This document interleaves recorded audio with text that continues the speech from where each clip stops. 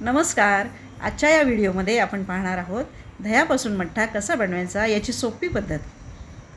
शरीराला थंडावा देणारा हा मठ्ठा खूपच रुचकर आणि पाचक असा असतो। मठ्ठ्यासाठी मी घरीच दही लावलं होतं आणि त्यातलं 2 वाट्या दही मी घेतलंय। दही चांगल्या प्रकारे घुसळून घ्यायचे रवीने।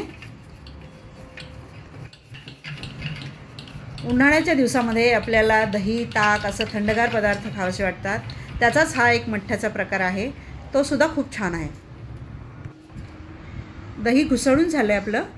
त्याच्यामध्ये आता साधारणपणे 1 तांब्यावर पाणी आपण घालूया। हे थंड पाणी मिक्स केल्यानंतर आता आपण हे चांगलं ढवळून घ्यायचे।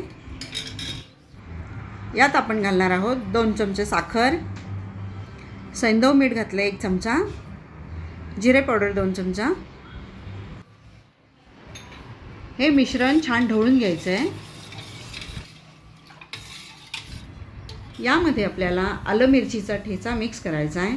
त्यासाठी मी आल्याचे छोटे 2-4 तुकडे घेतले आणि कमी तिखटवाल्या 2 मिरच्या घेतलेल्या आहेत आणि पुदिन्याची 7-8 पानं टाकायची आहेत। थोडीशी कोथिंबीर।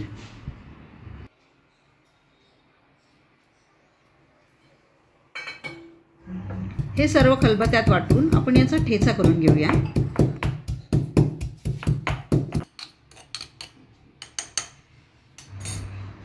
याच्यामध्ये आपण 2 चमचे ताक घालूया, म्हणजे मग आपला मसाला छान एकजीव होईल। वाटून घेतलेला हा मसाला आपण मठ्ठ्यामध्ये मिक्स करूया। आता हा मठ्ठा चांगला ढवळून घेऊया आणि वरून बारीक चिरलेली थोडीशी कोथिंबीर घालायची आहे। अशा प्रकारे आपला मठ्ठा तयार झालेला आहे।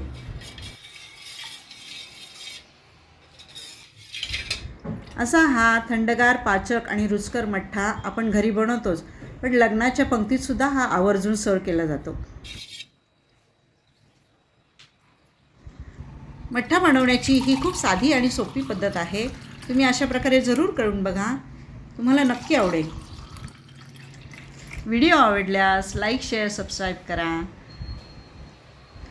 भेटूया पुढच्या व्हिडिओमध्ये एका नवीन रेसिपीसोबत। तोपर्यंत मस्त खा, स्वस्त रहा। धन्यवाद।